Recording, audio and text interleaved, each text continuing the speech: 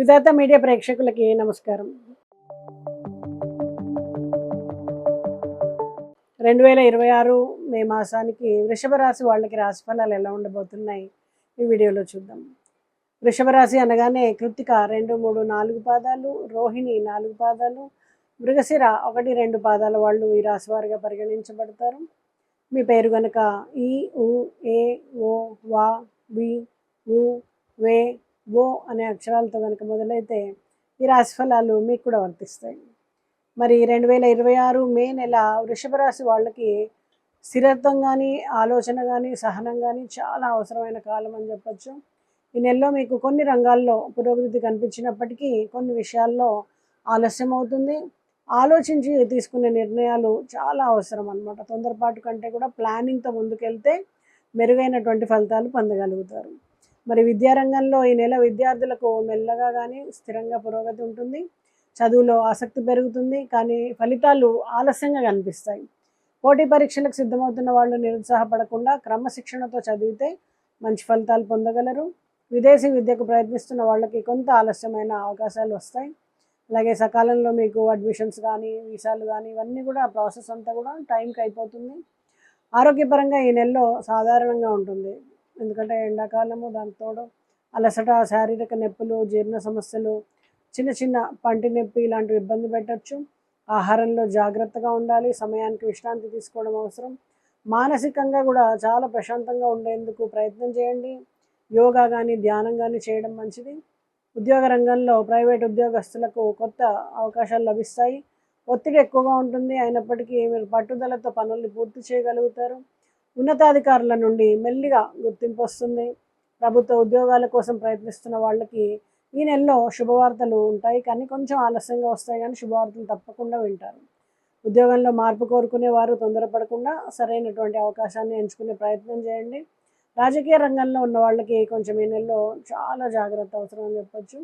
ఎందుకంటే మీ మాటలు కానీ, నిర్ణయాలు కానీ విమర్శకులకు దారి తీసేటువంటి అవకాశం ఉంటుంది. ఓపికగా వ్యవహరిస్తే కనుక మీ మద్దతు కోల్పోకుండా ఉండగలుగుతారు. కుటుంబ జీవితం సాధారణంగా ప్రశాంతంగా ఉంటుంది. కుటుంబ సభ్యులతో మంచి అనుబంధం ఉంటుంది.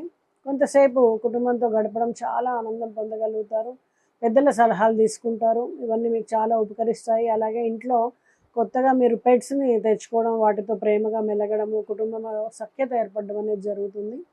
అలాగే ప్రేమ విషయాన్ని గమనిస్తే మీకు పెద్దల ఆశీర్వాదం లభించడం, అలాగే ప్రేమికుల జంటల మధ్య సఖ్యత అనేది పెరగడం, అర్థం చేసుకోవడం ఒకళ్ళనొకళ్ళు కానీ ఇవన్నీ పెరుగుతాయి.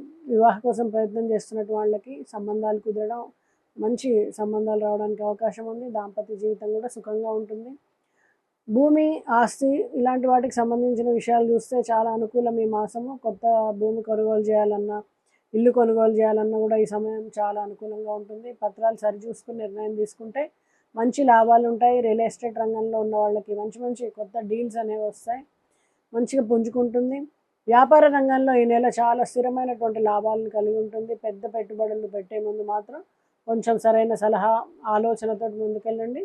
భాగస్వామ్య వ్యాపారాల్లో పరస్పర నమ్మకం అనేది చాలా అవసరం. క్రమంగా వ్యాపారం అనేది మీకు అభివృద్ధి చెందుతుంది.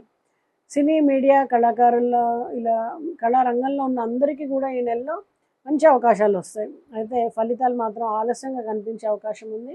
సహనంతో ఉంటే కనుక మంచి గుర్తింపు పొందగలుగుతారు. అలాగే వ్యవసాయ రంగంలో ఉన్న వాళ్ళకి ఈ నెల కూడా అనుకూలంగా ఉంది. పంటలు మెల్లగా అభివృద్ధి చెందుతాయి. సరైనటువంటి ప్రణాళికతో మంచి ఫలితాలు వస్తాయి.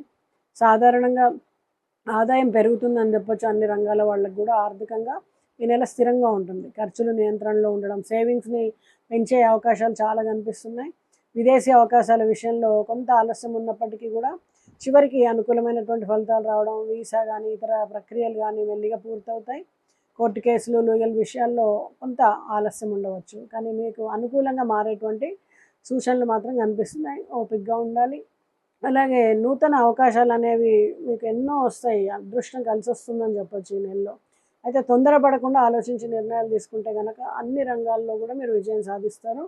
పెద్దల ఆరోగ్యం కోసం ప్రత్యేకంగా శ్రద్ధ చూపించాల్సి ఉంటుంది. అలాగే మీ ఆరోగ్యం కోసం కూడా కొంచెం ప్రత్యేకంగా శ్రద్ధ తీసుకోండి. అండ్ శుభకార్యాల్లో విలువైనటువంటి ఆభరణాలు కానీ, డాక్యుమెంట్స్ కానీ, వస్తువులు కానీ ఈ శుభకార్యాల సందడిలో చేజారడానికి అవకాశం ఉంది కాబట్టి కొంచెం జాగ్రత్తగా చూసుకోండి.